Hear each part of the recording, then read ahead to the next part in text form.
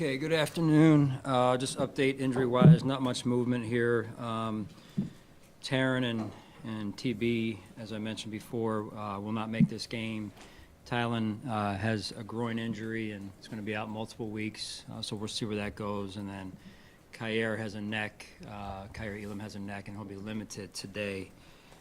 It's a walkthrough practice today. So with that, the time is yours. Sean, just to clarify, Taryn and Terrell are not going to practice at all this week, or at least? They may. Today's a walkthrough, so Right. it's not really a good indicator. But tomorrow they may be out there in some fashion. Not really sure yet. I'll get the update from Nate later this evening. From the game? Yes, yeah, from the game. Sean, when you guys drafted Christian, the book on him, Benford, was kind of a guy who fit the system, maybe didn't have super elite measurables. That's why he went, round 6. But he seems in the first 3 weeks, and even going back to training camp, to have, taken that jump into a guy that is just an elite defender. Is that fair to say? And where do you think that growth has come from? Well, I think, more than anything, he just continues to work hard every day to try and, be the best that he can be. This is undefeated right here, man, this thing. Yeah, so he just does a really good job at staying on task and honing in on what his job is every week and how he wants to improve, and then you're seeing the results of that. Do you think that with him and Rasul, they have become a pretty good lockdown duo on the boundary for you guys? What was your first part of that question? I mean, with him and Rasul, Yeah. It seems like they've become one of the league's, maybe the best lockdown duo on the outside that a lot of teams have. Well, they do a good job, and those two have formed a really good relationship, which has been fun to watch. Rasul not even really being here a full year yet. So I think they learn, off of one another and the experiences that they've had both on and off the field, and so that's been fun to watch. It's never fun to discipline a player and sit the game up for a quarter or what have you, but what do you think that experience showed him, showed you, showed the team, that he was able to bide his time and then score a touchdown? Yeah,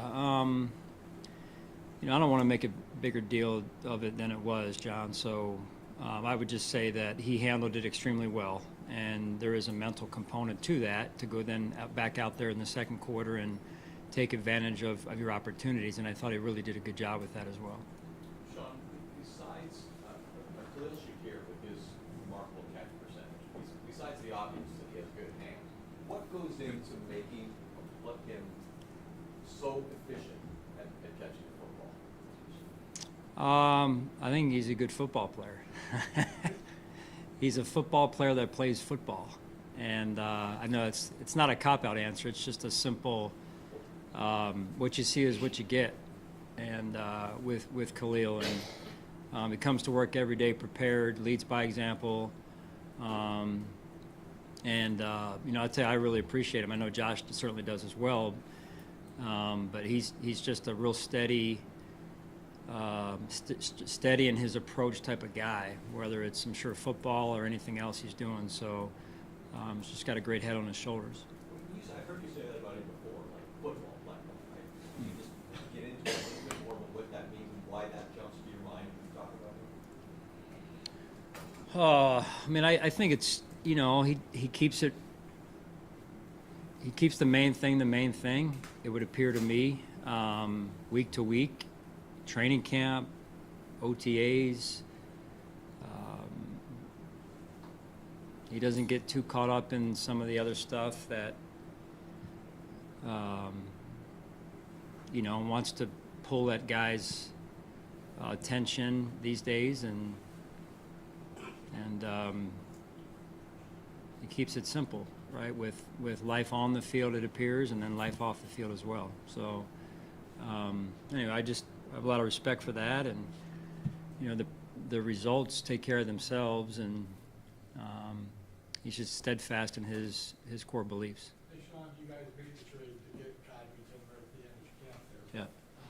We saw with the Jets obviously made the decision, but have you been really kind of happy with how he's handled things?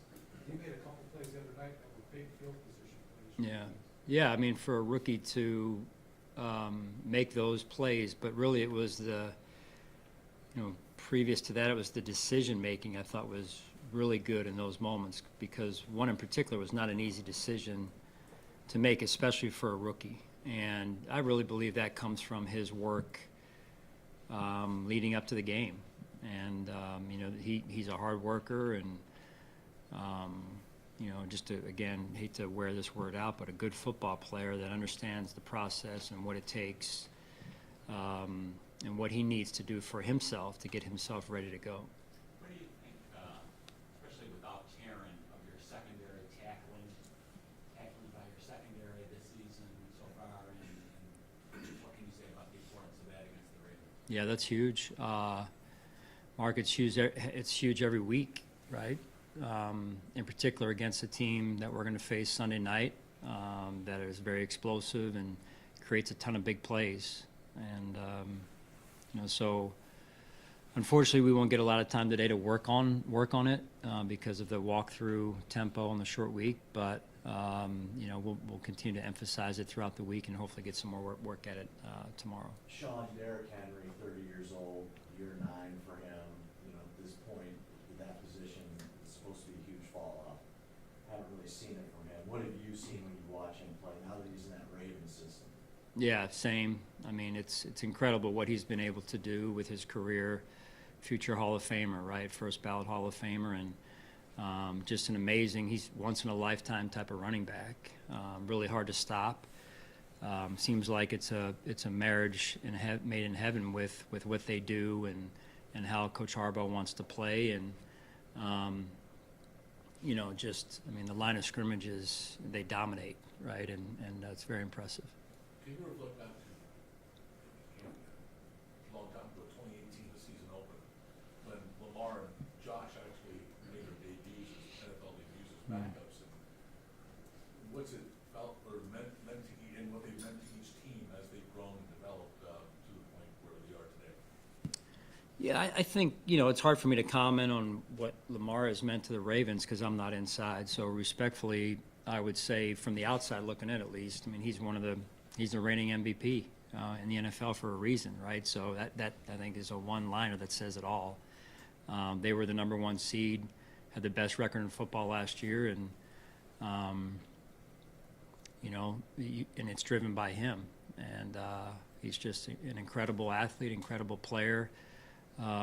Probably in a lot of ways changed some of the things around the NFL by the way he plays, and so just the utmost respect for him and his game.